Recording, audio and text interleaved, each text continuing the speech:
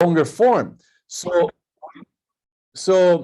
we use these skills, but applied to the thinking of an individual. The psychologist, he doesn't care about your thinking skills. I mean, he wants you to speak about your life, about your pain, and maybe you reason a little bit. That's not forbidden, but he doesn't want you to develop your thinking skill. That's not.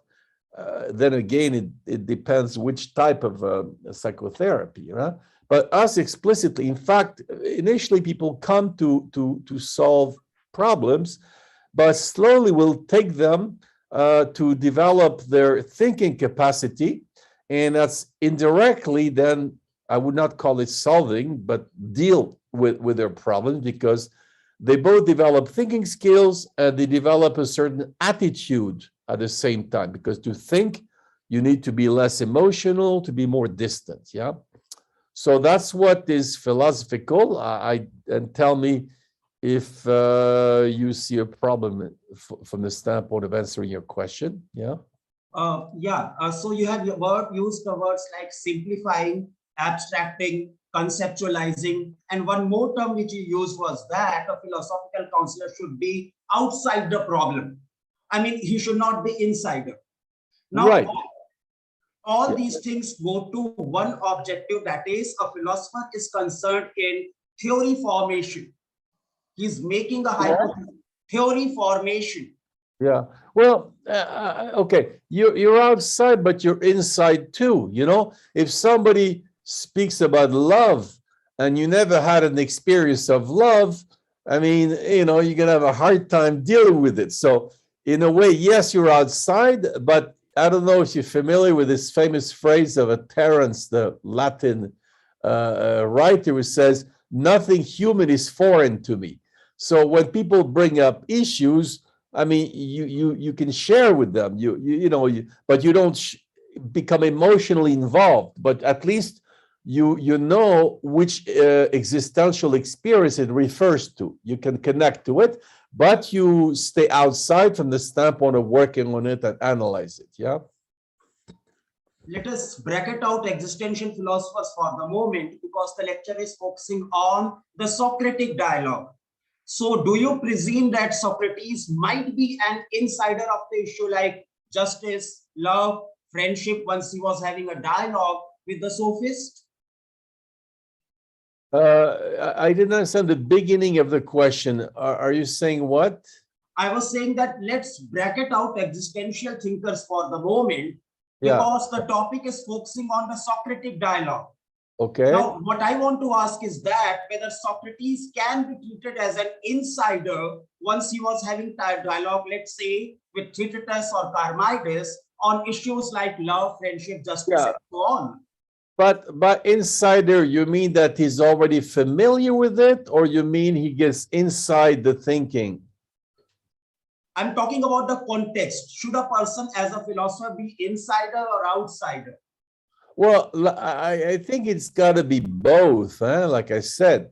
Because see, there's this idea of Kant that a concept without an intuition is empty, and an intuition without a concept is blind. This applies as well too. You see, you have to do two things. You have to be able to identify a phenomenon, identify an experience, and at the same time be able to name it and analyze it. Yeah. Now, some people, they give words, and you want to put some content in it. So you ask them, for example, when I said tricky to earlier, I said, well, do you remember a situation where it could be called tricky? In that case, there is a concept. I try to find a content to put into it. But sometimes it's the reverse. I say, well, you see, you did that. How do you call that? Yeah. So it's both. But for this, you got to have two skills: the skills of recognizing the phenomenon because you have experienced it, and the skills to conceptualize it because you have learned thinking skills. So you need both, right? And another way to answer that is an idea of Hegel, where he distinguishes internal critique and external critique. Yeah, External critique is when I think differently and I'm going to produce a critical comment, a criticism, an objection. Internal critique is I enter inside the thinking process of someone to work it from the inside. So there again, we have to be both inside and outside. Yeah, both. It has to be dialectical positioning. Yeah. I have a serious problem here. You cannot pick up the things from here and there. You cannot talk about Kant unless you talk about the transcendental unity of a perception, which was totally out of Socratic dialogue, dialogical method. You cannot talk about Hegel's science of logic unless and until you bring in the notion of Geist. That's why I said we have to bracket out all the things. We cannot be smart enough to pick the things from here and there and make and give a complete recipe just like that. Wow, What's your opinion on this? you're a hard prosecutor. You remind me, my colleague. Well, the proof that you tell me I cannot. Well, the proof I can is I just did it.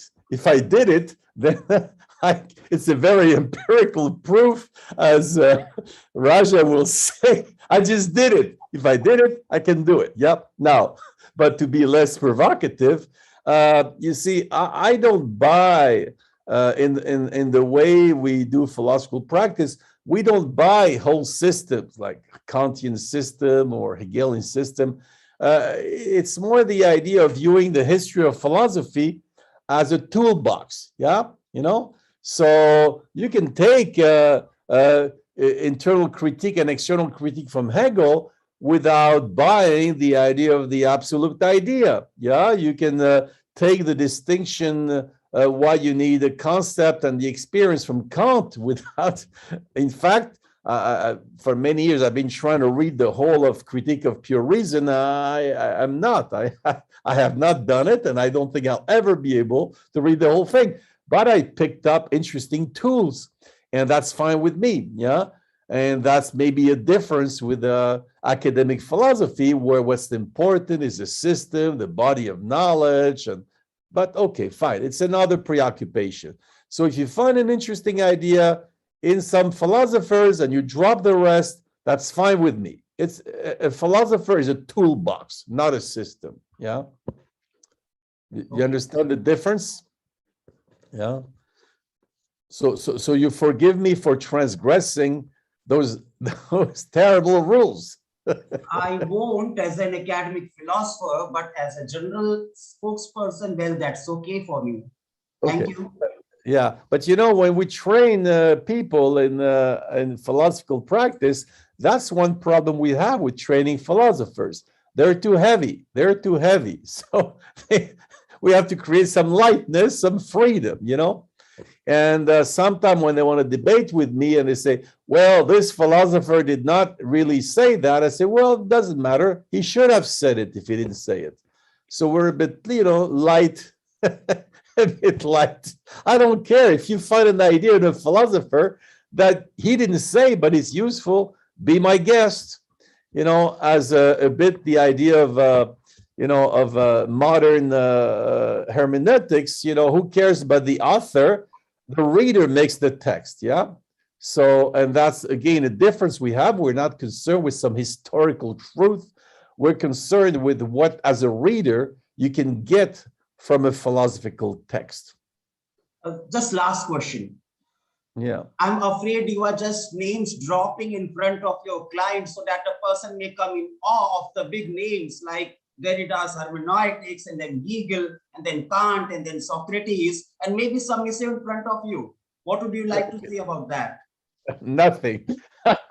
I might be name dropping if you want.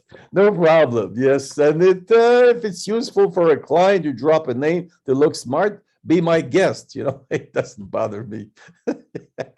You're funny. Okay, good. Okay. Yeah. So, anyone else?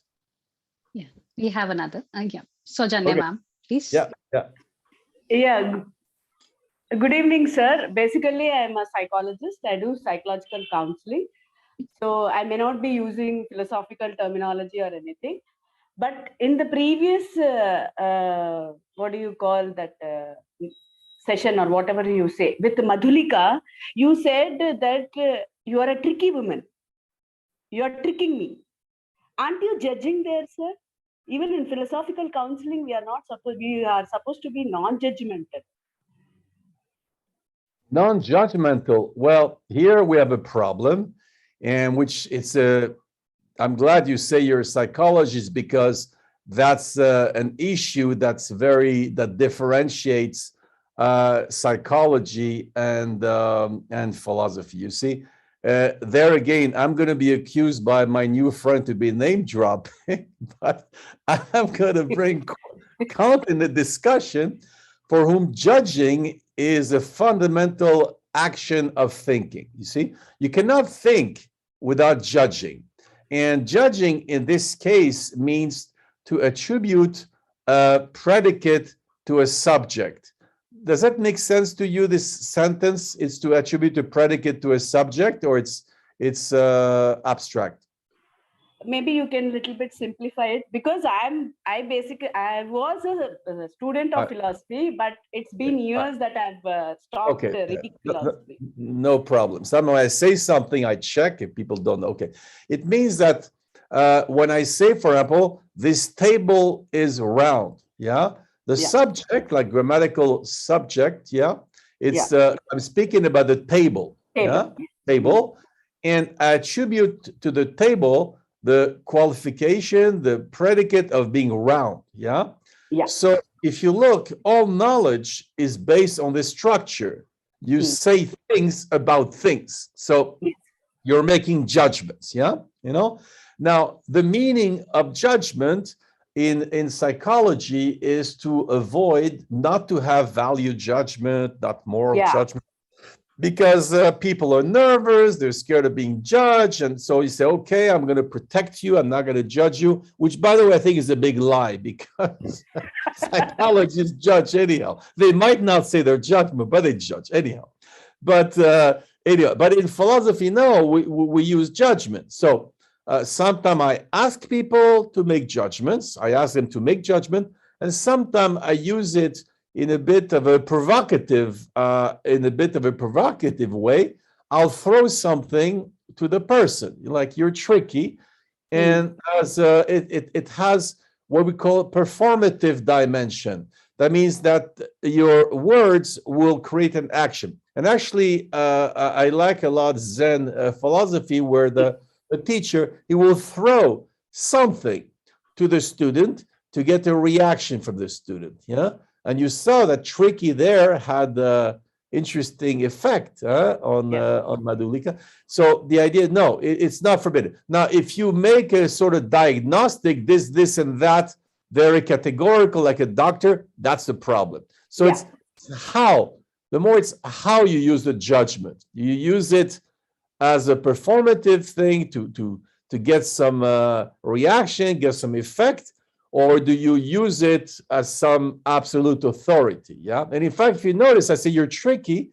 And I asked her, and I gave her a couple of examples, and then I examined with her what it means to be tricky, you know, so it's not simply diagnostic. Yeah. So judgment is welcome, both from the standpoint of a client and from the standpoint of philosopher. The only thing on the side of the philosopher, avoid doing it too much, because you'll be doing the thinking. And second, avoid making it look like some absolute diagnostic. But you can use it, yeah. Yeah. Thank you, sir. Thank you very much.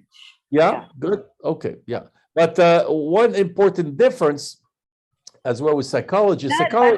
Once, sorry to interrupt you, but when you said that there is a, Dr. Prashant Shukla was asking about the difference between psychological counseling and philosophical counseling. When you said that there is quite a bit of difference, to which I don't agree, sir. We all in psychology also, we do things because I was, I in fact told Bala sir that I am so impressed that Professor Raskar was going in a methodical way, as we do in a psychological counseling. Okay. Well, I'll tell you what, this kind of thing, Yeah, we do analyze, we do synthesize, we do interpret, we do all the things, the skills what you have told, we do all the things in psychology also, sir. I'm not a clinical psychologist, I'm just a psychological counselor. Yeah. Well, I don't know, but in the I psychologist, don't diagnose, sir. I don't diagnose. I'm not supposed to diagnose. I'm not a clinical psychologist that I'll diagnose every client who comes to me as so and so, like he has a mental disorder or something. No, I don't diagnose. okay, fine. All right. Now, I'm very cautious on this kind of discussion because, first of all, psychology today has many, let's say, many different types of schools. You know, if you take, for example, a psychoanalyst, and if you take behaviorists, well, always very different. And, you know, so always. But I can tell you by experience that we do have some psychologists that come to train with us. It happens because they think we have an interesting tools. Psychoanalysts, no, they cannot stand it. They think it's horrible we're doing because we use categories and they don't like that. But the thing in general, again, I'll be empirical. Generally, often psychologists coming to see our work don't like it very much. Yeah. But again, psychology, again, is such a wide array of practices that it's a bit meaningless to make. But the thing, though, is that the philosophy focuses a lot on thinking skills. Psychology, no, when somebody comes to see a psychologist, he's not coming to learn thinking. He's learning, he wants to get a therapy. He wants to feel better. He wants to get over his problems. When in philosophy, we create problems for them. They come with one problem, they leave, they have 10 problems, but very interesting problems, you see. So often I tell people, if you want to solve problems, don't come see me. To deal with the problem, okay, but we'll find interesting problems. So that's one. And another one, very important too, about the judgment. You see, a psychologist goes against a therapy. If it's a therapy, you presuppose the person has a problem and he has to get to solve the problem. And therefore, you have to be nice, protect him. You know, the poor guy has got enough problems. In philosophy, we presuppose people are rational, and therefore we can speak to them as a rational person, and we don't have to view him as a person who's weak, who's vulnerable, who's this. No, a bit like you go to study martial art. When you study martial art, they don't presuppose you have physical problems. They presuppose you can go and be treated a little bit harshly so you can exercise. Yeah. So there's a very different attitude toward the other person. We don't try to protect them. We want to challenge them. Psychologists, less. Yeah. Then you have provocative psychology, more challenging, but in general, yeah. Thank you, sir. Okay? Thank you very much. Yeah. To this, I agree. Yes. But don't be hurt. I didn't want to call psychology stupid. That was not my. No, sir. That was not. Okay. Fine. All right. You know, some debates get really hot, so I have to be a bit cautious. Take it lightly. Yes. Okay. So, anyone else? Anyone who has posted their questions in the chat, would you like to ask them in person? I saw one I thought I would like to answer. It's Val Sahili Singh who asked, is it a good idea to counsel people whom you have known already, such as family and friends? Yeah. Now, I think it's a good idea, you know, to start practicing questioning. You can do it with people around you. I think it's good, except you have to be a bit careful. If you do it with your mother, for example, maybe your mother is not so ready to question her own presuppositions, you know. So from my experience, lucky are the ones that can do it with their mother. Generally, it's a bit difficult, yeah, or your father as well. So yeah, so you just gotta know that it might be, you know, depending on the personality of the people. Friends, it's less dangerous because there's less emotional issues, yeah.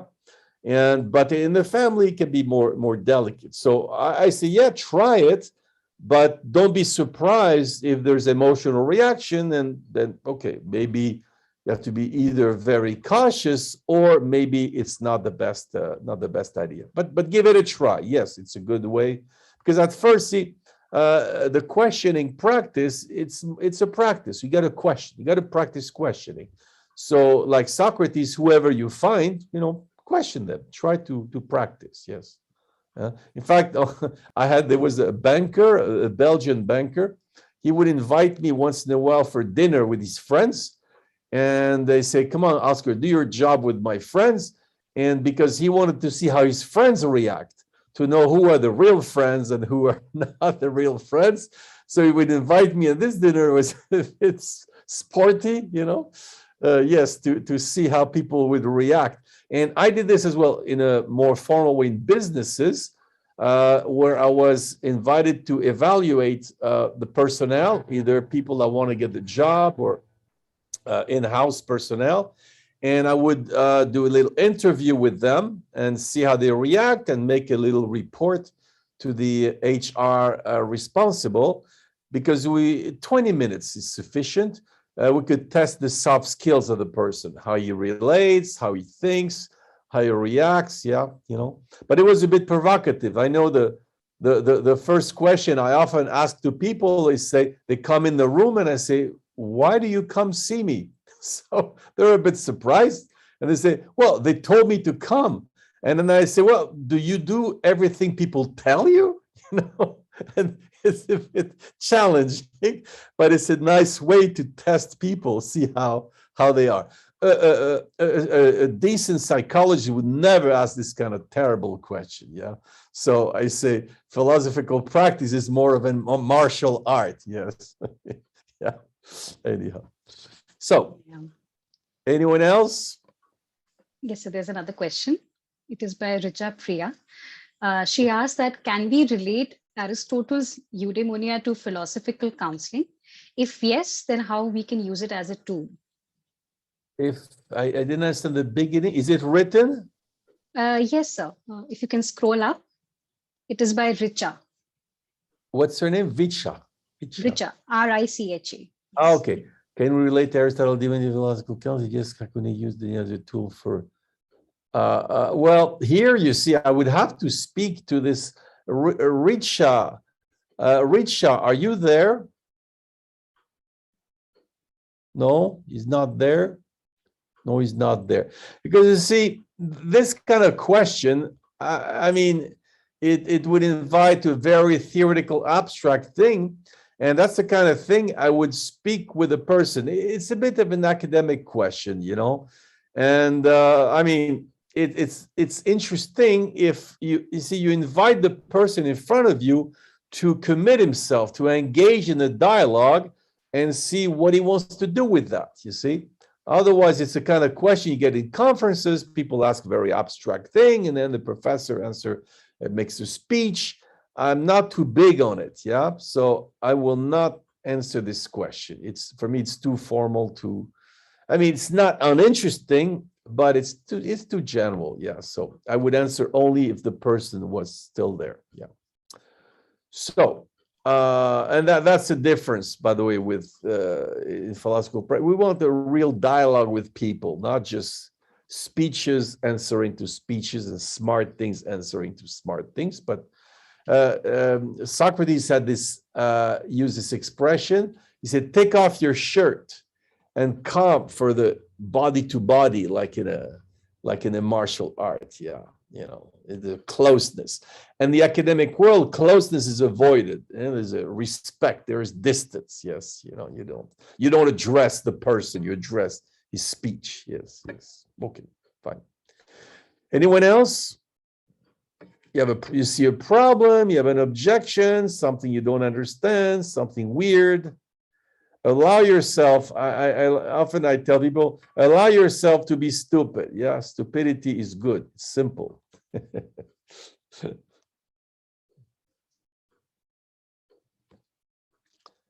Yeah. You can as well just say, do you like it? You don't like it? Makes sense? Does not make sense? Whatever. Yeah. Start simple.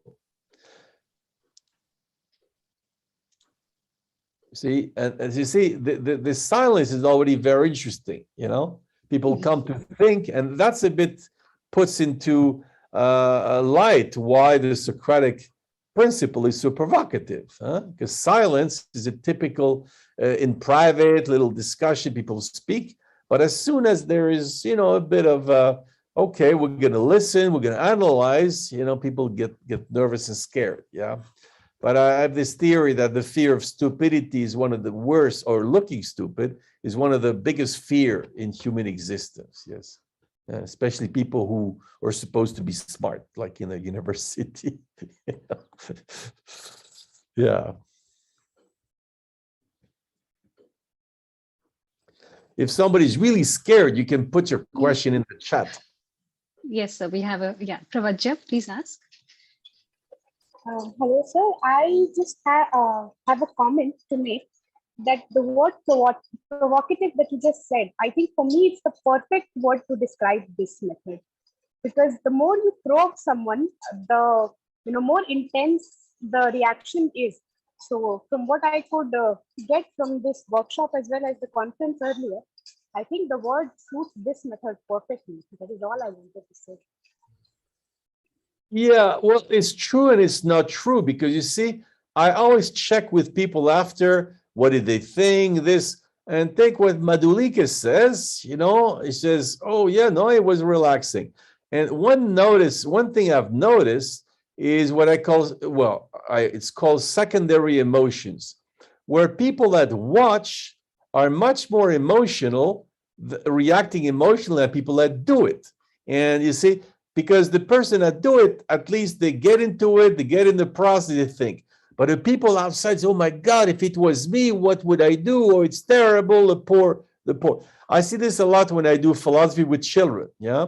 I'll tell you a funny story happened in Norway once. I was doing a workshop with the kids, and the teachers are watching. And after that, I spoke with the teachers, and the teacher of the classroom I had worked with, she came back and she told the other teachers, say, you know what? They liked it. She could not believe that the children enjoyed the workshop. Why? Because those teachers, they're supposed to be smart, they're supposed to know, and they say, oh my God, what would I do if Oscar would ask me this kind of question? But children have less this problem. First of all, they're used to some authority. They're used to look stupid. They're used to play games. But the teacher could not believe the children. I liked it. And I often notice this: the person more emotionally is not the person doing but people watching, yeah, who get nervous, and that's why they're not the one that did it. That means more that they're anxious, yeah. So, funnily enough, this provocative thing does create a relaxed thing, because it's, make a little theater and it's not a big deal. So Pravajaya, I suggest to you, although your sound is not too good, but do it. You'll see it's not as terrible as what it seems from the outside. Yeah. But I don't know if you believe me. Yes, sir, I would definitely try, because I do agree with the second-hand anxiousness that you just mentioned, because listening to your conversation with others, I was getting quite anxious, like, oh my God, how will I answer this if I were asked that question? And I will definitely, yes. Well, I'll tell you what, first of all, why don't you put your camera on? I love to make sure people are people and not robots. Can you put your camera on?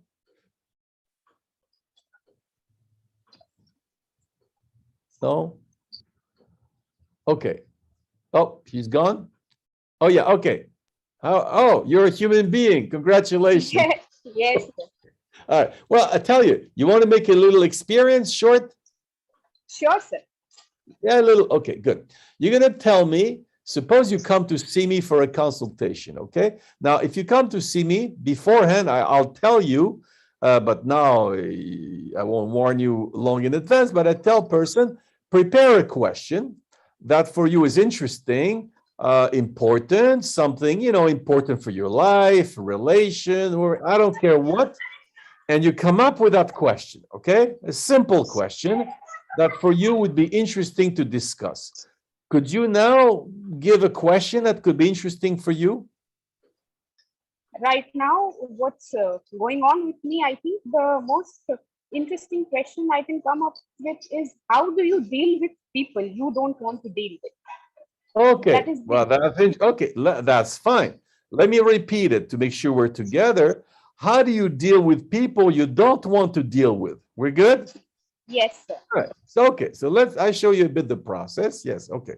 So if you don't want to deal with them, do you agree? There must be a reason why you don't want to deal with them. Do you agree with me? Yes, sir. Okay. Do you know, maybe there are different reasons, but do you know the main reason why you don't want to deal with these people? Sometimes it's uncomfortable. It's uncomfortable, okay? So you don't want to deal with these people because it's uncomfortable. We're good? Yes, sir. Now, somebody that doesn't want uncomfortable situation, what is the value this person appreciates? It's simple. Comfort, ease. Exactly. Pure logic. Comfort, yeah? So you see, I don't know much about Pravalia. Which one is your first name, Pravalia or Pandey? Pravajya, sir. Pravajya. Okay, Pravaja. Pravaja. Yes, sir. So, but I don't know much about Pravaja, but I learned one thing about her. She likes comfort. Yeah? Yes, sir. Does that surprise you that you like comfort? Or no, you know, I like comfort. It's an important value for me. So I already know that, but Oh, it's okay, quite fine. disturbing as well. That's fine.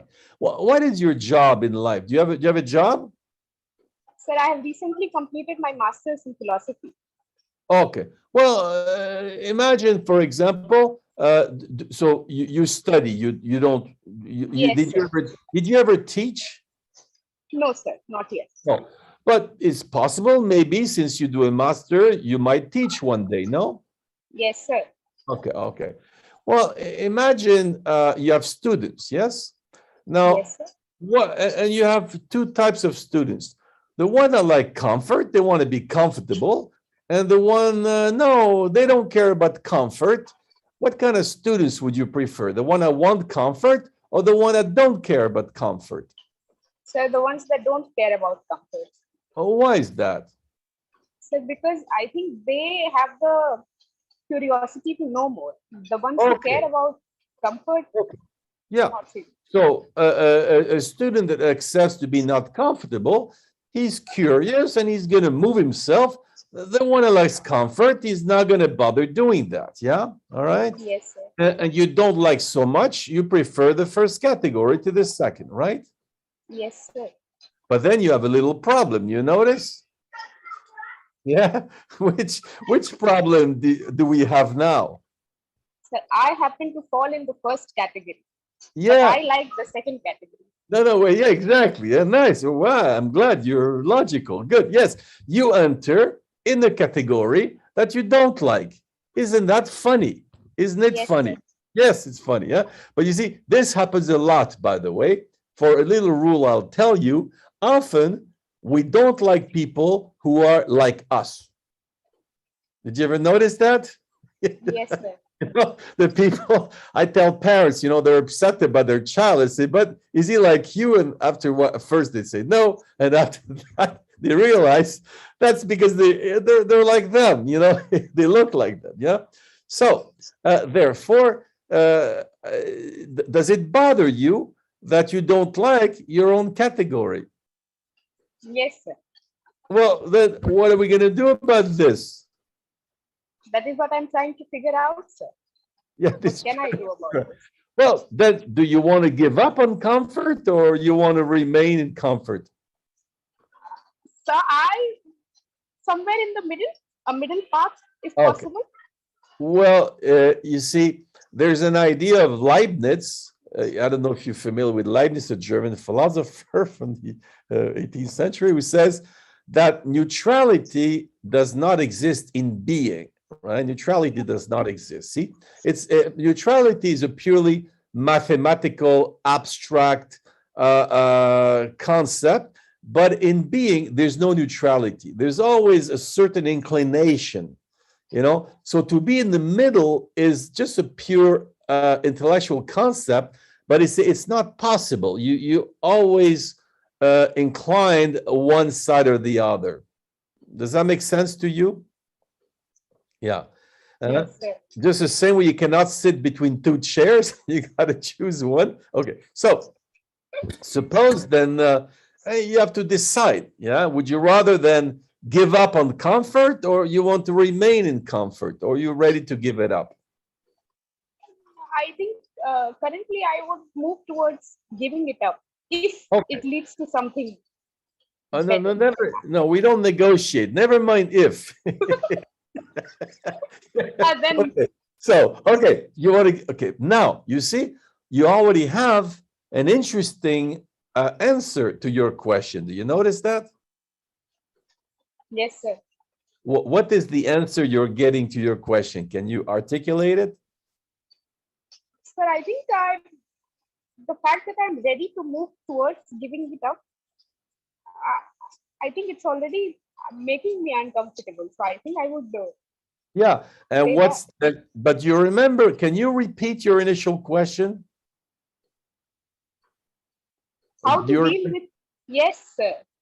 How go to ahead. deal with people you don't want to deal with. I think that's my Okay. initial question. Yeah. Yes. And now you have already an idea. You deal with it because you accept to give up your comfort. Yeah. Yes, sir. Do you like this hypothesis? Yes, sir. Does you're a very polite lady. Yes, sir. Thanks. Okay. Okay. But I'm not used to be called sir. That's why. Sorry. It's my thing. It's okay. Don't worry. Okay. Anyhow, yeah. So are you satisfied with that hypothesis, or no? There's still a problem. I'm satisfied, but I know that the process is going to be difficult. So the problem lies there.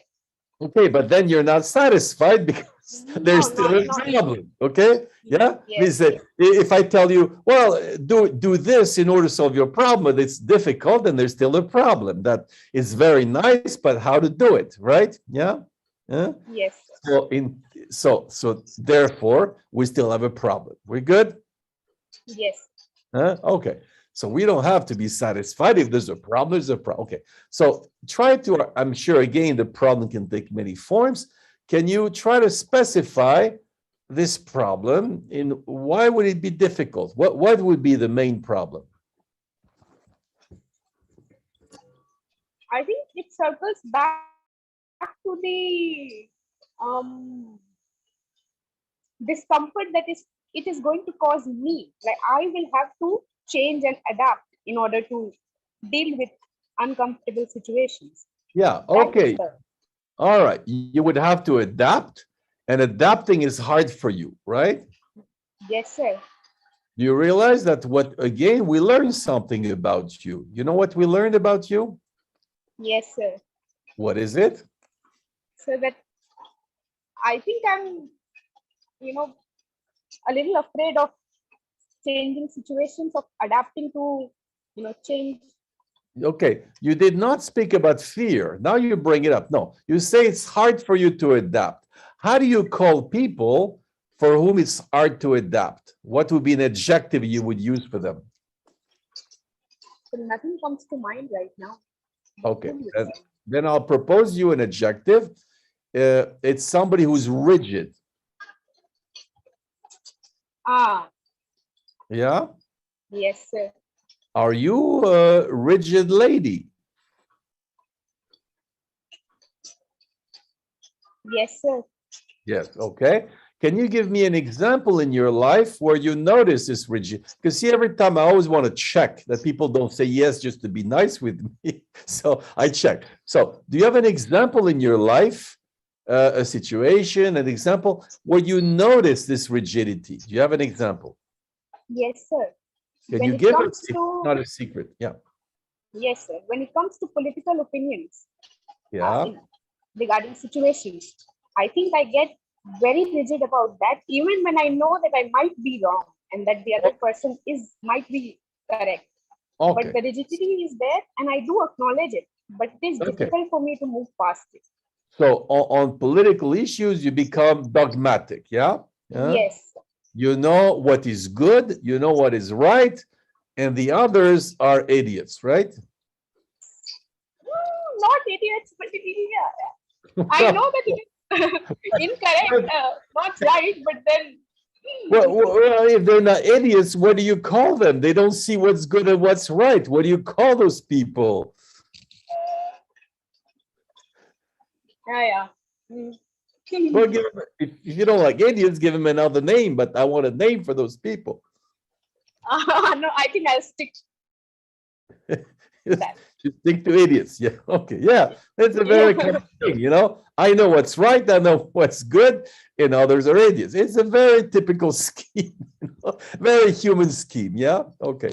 Now, have you ever reflected about this issue or no? Yes, sir. And did you give an explanation to why you behave like that, or why you think like that? I think it circles back to the discomfort again for me, because Hmm. their opinion I find to be quite, what do I say? How do I put it? Not very. It's sometimes too radical, too much for me to take that, because it's so different from my own. So I'm All right. like, Okay. So it can't be. It can't be. all right. So what's foreign to you is painful. But Yeah. let's examine it from a different standpoint. Do you notice some issues, which is not politics, where visibly you're rigid? Do you know some issue where you're more available, more flexible, more open to people think differently from you? Do you know any domain where, no, you're not rigid Religion. in Is one religion? such. Yes, sir. Okay. But then I have to ask you, are you religious yourself or no? No, sir. No. So that means you don't care. Yes, sir. Well, that's easy. If it's not your problem, then of course I'm open, let them say there's you're tricky too. Do you see Madhurika? Tricky woman, huh? No, something where you have a belief, but you're more open to different opinion. Do you know something?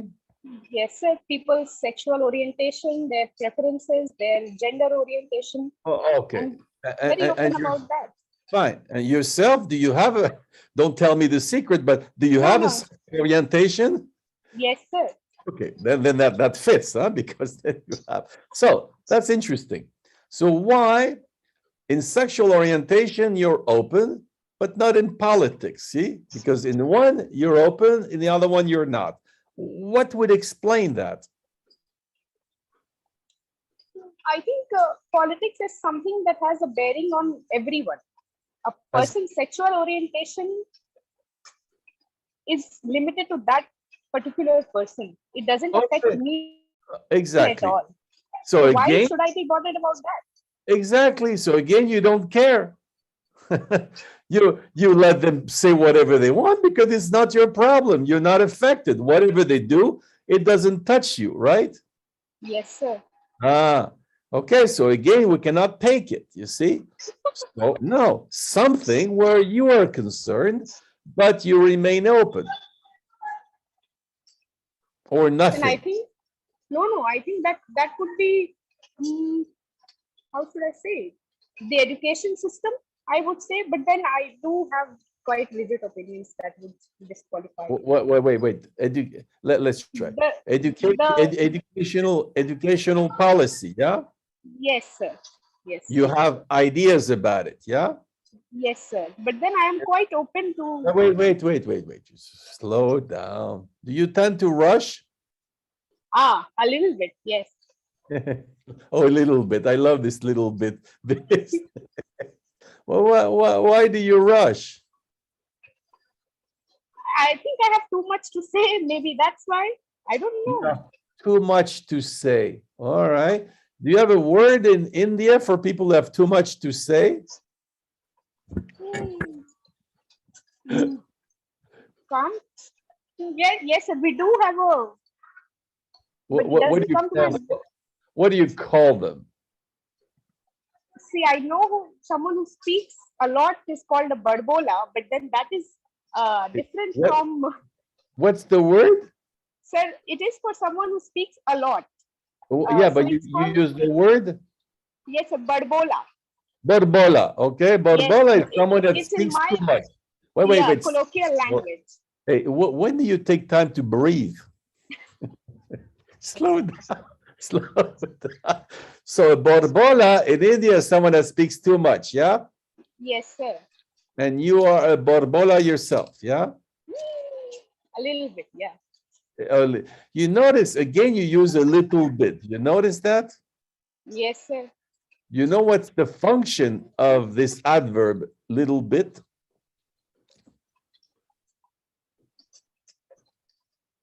Yes, You know sir. what is it? So I think someone who doesn't want to accept the whole thing just says a little bit, a little bit. Yeah, not bad, not bad. But do you know how to call that technique, how it's called? No, sir. Okay, it's called euphemism. You soften. Ah, Euphemism, yeah? You know, yes, you sir. soften in order to, well, you know, like, do you cheat on me, Romeo, as Juliet? A little bit, you know? I don't really want to admit, I'll just say a little bit, you know, like, or sometimes, as Madalika said, yeah, sometimes, yeah. Okay, so it's a way to avoid saying yes, yeah? Yes. But why is it you want to speak so much?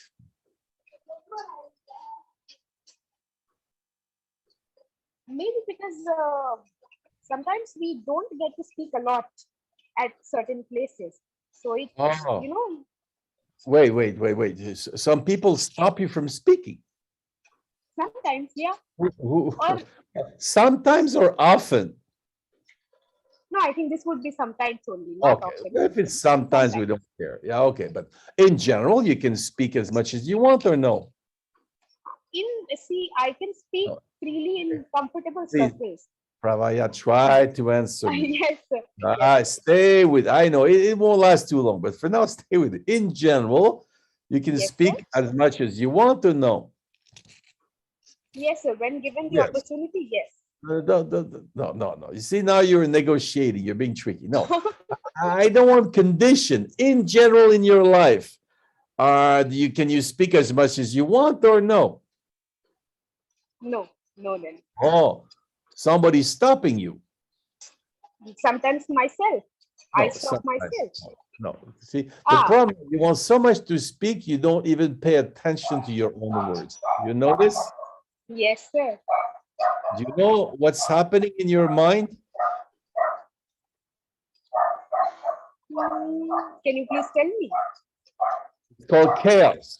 Huh? Ah, And often people that speak too much, it's chaotic in their mind, so they're not temperate, they're not measured. It's chaos and words come out a lot. Yeah? Does that make sense? yes, sir. Now, let's try to make a connection. Do you know why chaotic people are rigid? No, sir. Well, imagine, why would a chaotic person become rigid in certain moments? Try to figure out a hypothesis. Maybe because there is a lack of clarity. And what will be the function of this rigidity then? Yeah, your idea is good. Well, you almost said it. Well, because at that point, they have a clear position. See, they have chaos in their mind. So when they have something positioned, they want to stick to it because at least I have something clear. And if I have to rethink it, I'm going to go crazy. At least I have something in my life which is clear cut. It's my political opinion. Does it surprise you how the confusion of the mind goes well with the rigidity on certain issues? Yes, sir. But it's nice. Go ahead. I hadn't heard about that. And that's why you came to philosophy consultation, to discover things about your thinking.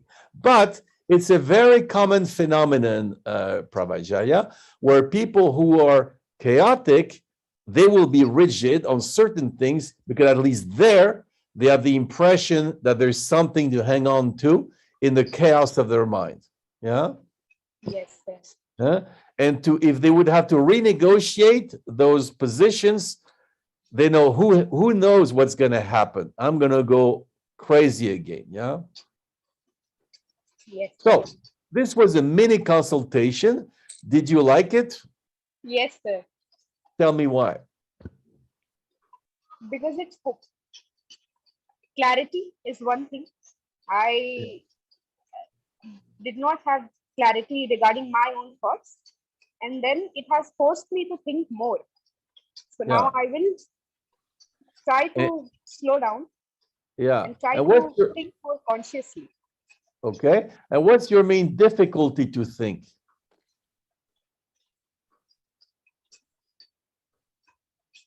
Chaos and confusion would be the thing, because it takes me a lot of time to come to a conclusion. Okay. So this you have noticed in your life, yeah? Yes. All right. Okay, good. Okay. So was it painful or no? It was painful, yes, sir. It was. But why you keep smiling then? You're lying to me? Because it was enjoyable as well. Oh, okay. It was enjoyable pain, yeah? Yes. Yeah, like S&M. Okay. All right. Oh, I don't want to discuss sexual orientation. Okay. No. Okay. So anybody else has a comment or a question about our little dialogue with Pravajya? Did you observe something? Do you think something? You have a question? And please don't tell me you observed nothing. That would be absurd. Yes, Gorika. Hello, thank you so much for such an interactive and enriching discussion and exploration. I have a question from you said something in the previous, in the first part of the session. You mentioned that you have to pretend to be a non-subject if you are a counselor. And I would like to know more about it. And how can you pretend to be a non-subject? Does it entail, because there was one more thing you said, that you have to be free of yourself. You have to be a non-subject. And I'm stuck on this thing that how can you pretend to be a non-subject? Well, did you ever have situations in your life where you had to abstain from speaking your mind or showing your emotions? Yes, I have. What was the context, for example? I must have had a confrontation with my mother, and I had to stop myself from saying certain things. Okay, so I imagine it means your mother is emotional, yeah? Yes. Yes. Very. Yeah, okay. Well, that goes a lot with mothers, but anyway, yeah. And you know, as a daughter, you restrained yourself from expressing yourself, right? Yes. So in a way, you became a sort of non-subject. Your mother was very subjective, expressing yourself, and you sort of you censored your subjectivity, your thoughts, your emotion. Make sense? Yes, makes sense. There you go. You see, you have as well the experience, but first, wait, but don't worry, just But do you see already through that? After you can tell me another problem. But do you see already that through that experience, you made the experience of being a non-subject already there? Do you see it or no? Yes, I do. Okay, so now we agree on that first part, but visibly you want to raise a second thing. Go ahead. Yes, but that would entail that I wasn't being true to myself, and it would entail another thing, that it Wait. One at a time. One at a time. We'll examine Okay, because you launched a bomb there. okay. Yeah, I'll tell you what. It's very interesting. When you didn't express your emotion, your thoughts to your mother at that moment, you say you were not true to yourself, right? Yes, true. Could it be the reverse, that at that moment you were precisely true to yourself through that behavior? Is it possible to think it the reverse? But No, but not but. Just stay with me. Stay with me. After we'll see the but, not later. But is it possible that it's the reverse, that you were true to yourself? Or no? Makes no sense. I don't understand if I'm stopping from speaking my own mind, which I think it's reasonable, only because I fear my mother's emotions. How am I being? Well, look, just think about the question. Is it possible that at that moment, by not speaking, by not expressing yourself, you were true to yourself? Is that possible, or that seems very strange to you? Honestly, it seems strange to me. Okay. Well, let me propose to you here. When your mother does that, you think she's being excessive, right? When she's Your emotional. mother, when your mother reacts like this emotionally, you think she's excessive, right? Yes, And sometimes. you don't want to imitate her, yeah? Oh, Do you want to be like her and be excessive emotionally, or no? no, I don't No. want to imitate. Okay. How do you want to be? How do if you don't want to be emotional and excessive, what's the opposite? I want to be rational and crisp Okay. in my, You Why? want to be rational. We're good. yes, rational in my point, yes. You want to be rational. You don't have to add the words, So when you didn't say anything, you didn't react to your mother and didn't say anything, can you consider it was a rational behavior? At that moment, yes. No, not at that moment. You notice each time I ask you a question, you want to modify my question. Do you notice? Uh, okay, because So do you notice? Not because. Do you notice or no? Like in this case, say, are you rational? You want to add in this moment. I didn't ask in this moment, in the eternity, but you want to change the question. You notice? yes. Yes, but you did it all the times. Why do you want to change my questions?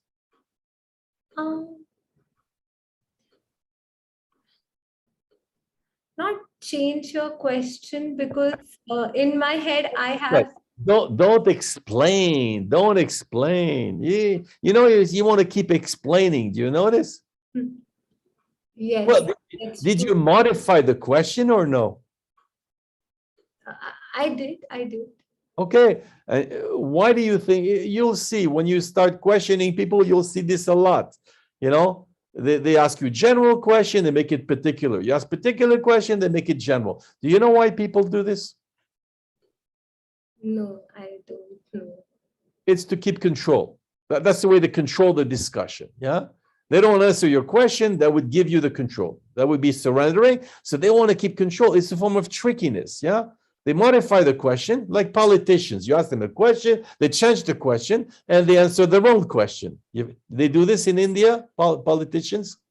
Yes. Yeah, exactly. It's called power. Journalists ask a question, politician says, no, that's not the right question. He makes a new question, and he say, and I'll answer it. And he answers his own question. Yeah. It's a way of controlling. Yeah. Yeah. Do you like controlling? I do.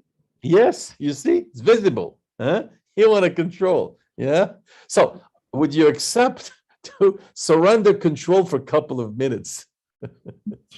I will. I'm sorry. I will.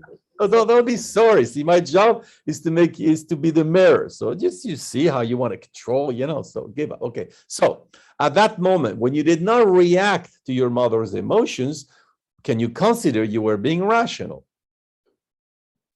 Yes. And to be rational, can it be to be true to yourself?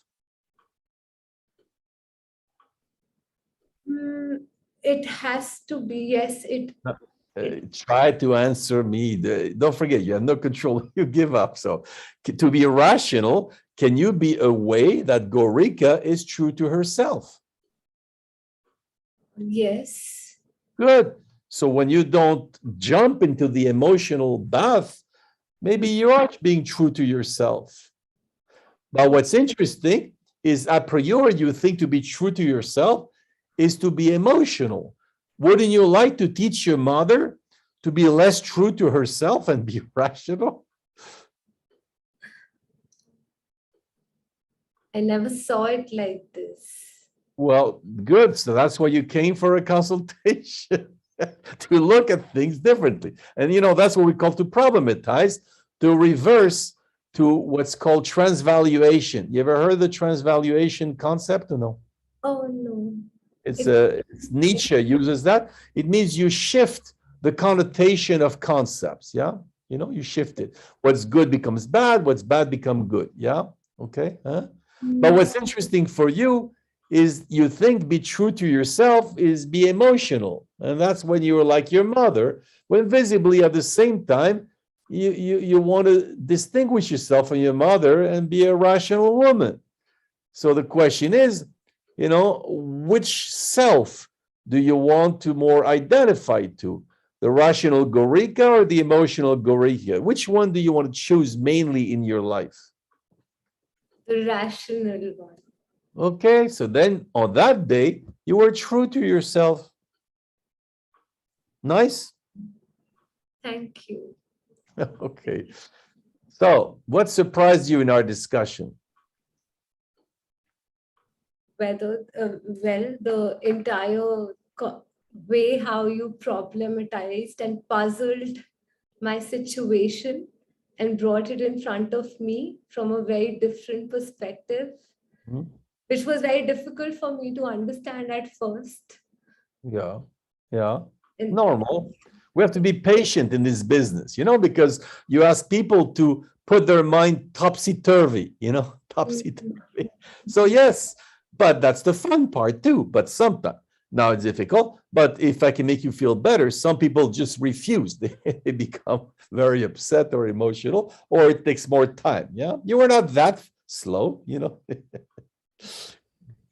you want to add something? I think I was earlier under the impression when I asked you the question that to be a non-subject, don't you have to know yourself and examine yourself first? Well, So not first. It's in the process. You see, any consultation is an occasion to examine yourself. Yeah, every time. Every time you look at it, especially generally we record. I always invite people to record session to look at it. It's like when you do it with somebody, you do it to yourself as well. Yeah, to a certain extent. Yeah, so it's not. Yeah, of course, nobody is going to be able to do it a minimum unless he has done a minimal work on himself. But you will do it as you go through the practice, and that's again a difference with psychology, where you go see you do your therapy first stuff. Not in philosophical practice. No, it involves the other person as well. Yeah, In other words, to make the other person think will make you think. Makes sense. That makes sense. Yeah. Yeah. And for example, in this case, for me, it was interesting. I never really thought about it so clearly, what it means to be true to yourself. So I thought it was interesting. And that's what I like about doing this work. All the time you talk to people, you get ideas. Yeah. But there with you was interesting, this idea, what does it mean to be true to yourself? I thought it was an interesting moment to think about. Yeah. So afterwards, when we leave, I would think, oh, Gorika, interesting idea. I'll be thinking about it all day. Yeah. Thank you. Thank you to you. It was very important that you brought up during the conversation that how I like controlling things and how I was controlling the conversation initially. Yeah. For me And drop my assumptions and presuppositions. It was important. Yeah. And are you familiar with Plato or not? Yes, I am. Because you will notice some dialogues he has. When people surrender, then they can have a rational dialogue. When people don't and they want to fight, then it's impossible. So there's a precondition that we accept to surrender. Doesn't mean to agree, but to surrender, to accept, to answer the question and not fight, not say, where are you taking me? And, you're trying to fool me. Yeah. But surrendering is freedom. As I like this idea, to surrender is a form of freedom. Yeah. Thank Good. you. Thank you so All much. right. By the way, for people who are interested, afterwards, we do training. We do a lot of training. In fact, she's gone now. Oh, Yamini, she's still there. It's one of our students. We do training. So if people want to train, if you know Yamini, you can speak to her about it already if you study with her. Otherwise, you can write to me.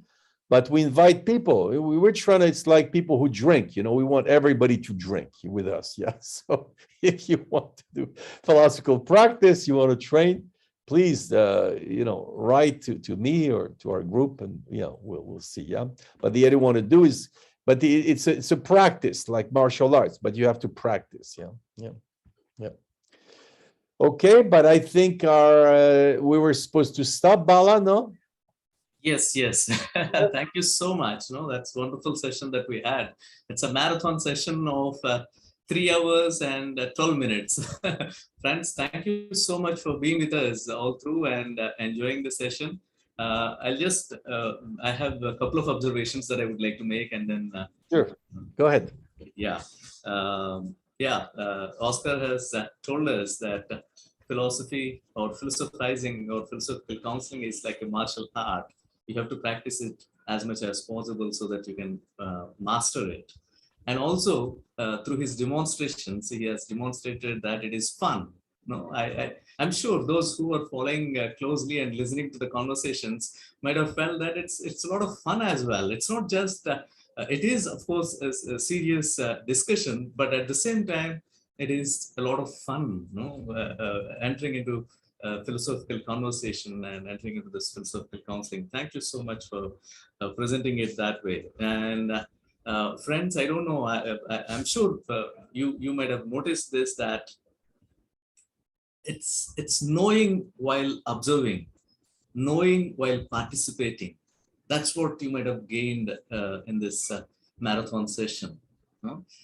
I know there are some silent observers. Some of the master students also have joined us, and some people from non-academy also have joined us. And all of them, when you're observing, you are gaining the knowledge, and you're participating, and then silent participation is also a kind of participation to which you gain a lot. So it has helped us a lot. And also, it's not just that, as Indian tradition says, questioning. You also posed a lot of questions to Oscar, and you gained answers from him, clarifications from him.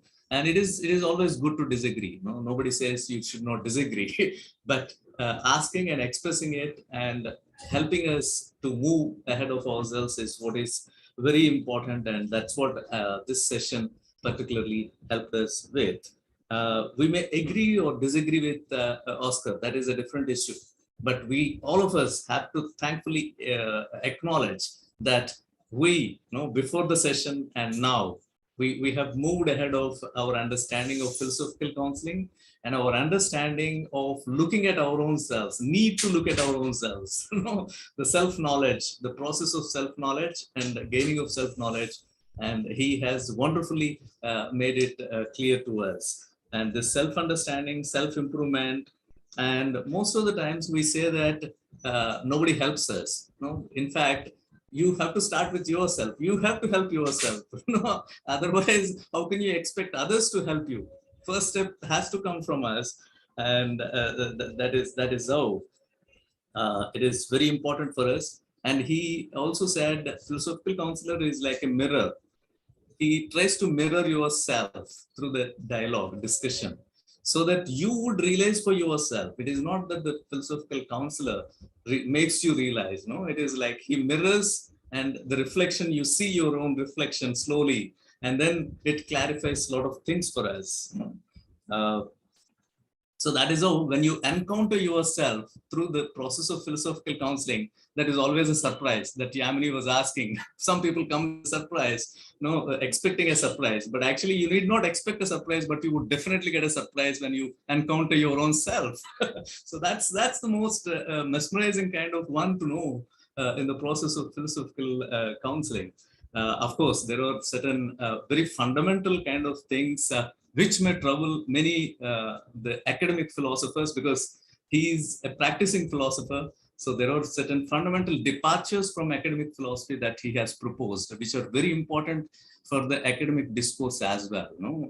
For instance, saying that academic philosophers are upset with questioning because they look at philosophy or philosophizing as other than their own selves. So that they look at it as a discipline, a subject, a discipline that is to be mastered, knowledge is to be gained, etc. So he departs from such kind of an understanding, and he says that it's not knowledge, it is more a skill. Okay. And that is a major departure. Of course, there are many scholars before him who have said that, but he is practicing it and he's demonstrating it to us. So that's something that we have to appreciate, that we have gained through this session. And also the concern, actually, when you mentioned about this Kierkegaard statement, Oscar, I read him, but I never reflected on this statement, that why do people care more about their houses than their own being? We try to clean our house at least once a day, right? But why is it that we don't clean our brains and clean our own thoughts and bring clarity to us? This is really a astounding kind of one that I heard you mentioning about that. Yeah, that's something that we all have to work on. So that's how he says philosophical counseling is competence-based rather than knowledge-based. So that's a major kind of departure that he's making from general understanding of academic philosophy, which is very important to us. And other important point that Gaurika has engaged with him in terms of being non-subject. It is clarified enough, so I don't want to get into this point. But during the discussion with Prashant, something that came up is how do we call ourselves philosophical counselors? When we engage with in philosophical counseling, we definitely use philosophies, philosophical positions and philosophical perspectives. So as Prashant was pointing out, every philosophical system or a philosopher's thought is a part of larger ecosystem within which he proposes something. So when we use philosophical wisdom in philosophical counseling, do we have to carry the baggage of the whole ecosystem of the philosopher, or can we use it as a tool? This is where again the distinction that he made between knowledge and competency, tool, skill comes out clearly. If you are only concerned about the knowledge, then you must have the knowledge of the total ecosystem.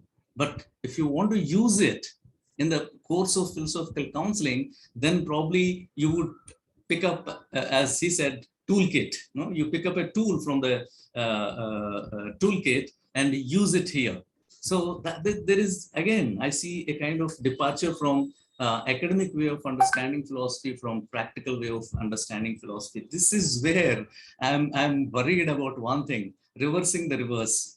Okay. Since my student days, my teachers and everybody was concerned about philosophy, the plight of philosophy. And then they said, the problem is we are only teaching history of philosophy. We are providing history of philosophy, knowledge of history of philosophy, but we are not actually making students to do philosophy. Okay, this was the major concern that I have heard from my teachers since my student days, and it still continues to be the major concern in academia. Okay, so their concern is it has merely become or remained to be knowledge, and it's not converting itself into a skill, doing philosophy. Okay. Now, what is it that we are doing? Are we academizing the practice? See, we are doing the reverse process now, right? We move to practicing philosophy, okay, practicing the knowledge of philosophy. Now, again, we started with this practice of philosophy and started academizing it, okay? So, is it a kind of paradoxical kind of situation for an academic philosopher?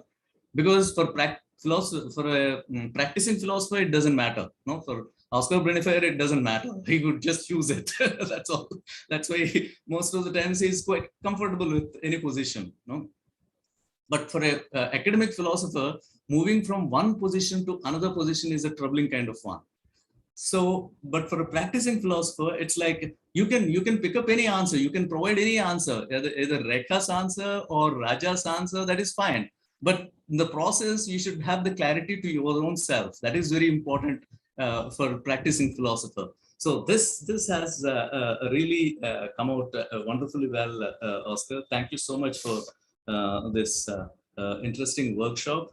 In fact, something that troubled me also is sometimes maybe kind of things that you are trying to ask people to be careful. And this is where I see the epistemological framework. We have this binary epistemological framework where we think that only one has to be either this or that. And many other cultural frameworks, because you started with cultural, giving importance to the cultural background, etc. So that's where I believe, like many of the cultures say that you don't have to be either this or that. So that is where the kind of ambiguity, that kind of comfort. No, I'm saying ambiguity as well as comfort. It gives comfort as well. That is how you become comfortable with yourself when you understand that you don't have to put yourself in any of these categories. So I feel the Indian philosophical tradition tries to transcend the binary epistemology. That's where the cultural difference that you're talking about, I thought I should specify it. Yeah. But actually, you have one great philosopher. Actually, is one I studied more. Indian philosopher, even though he's Buddhist, right? But it's Nagarjuna, because Nagarjuna he plays a lot with his oppositions, and he always says when you have A and B, it's not A, it's not B, it's not A and B, it's not neither A and B. So you use the oppositions, but all the time to transcend those oppositions. But of course, it's difficult because it's then you touch on something more undetermined. Yeah, yeah. Yeah, So that's called Chatushkoti. Yeah, it also helps us to transcend the binaries. Even Advaitin position also similarly tries to transcend when it talks about anirvachaniya, indescribability. So, but that's wonderful. Thank you so much, Oscar. And also, we should thank all our participants who have continuously engaged with Oscar, Dr. Rekha and Dr. Raja, Dr. Prashant and Dr. Saujanya and Pravadya and Yamini. Everyone has played a wonderful role in making this workshop very engaging. I'm sure the future people who would be watching it on YouTube would also definitely find it engaging and enjoyable. And also, by the way, I have a last invitation, because in my little village, every summer, since many years, we organize a seminar, international seminar, for 1 week in August. It's in the center of France. So if you have no problem with COVID regulation, although in France now it's given up, I invite you in August to come visit, and you'll see. And Raja, I'll present you to the peasants around. You can talk to the local peasants. Yeah. Okay, but thanks a lot, Bala, and hopefully we keep on the collaboration. Yeah. Yeah. Thank you so much. And over to Madhulika. Yes, sir. Thank you so much. Now I would like to invite Dr. Vikas, sir, to please kindly give his vote of thanks. Thank you very much, Madhulika. Well, I think half of the vote of thanks has already been said by Professor Bala, which kind of makes my work easier. So Thank you, Professor Brenifier, for a very informative and experiential session. You have highlighted many important competencies as you highlight them to become a philosophical counselor. I'm sure that our participants have also learned a lot from the session. But that makes me think if it is really possible to learn from such a session when one has not engaged in a dialogue with the speaker.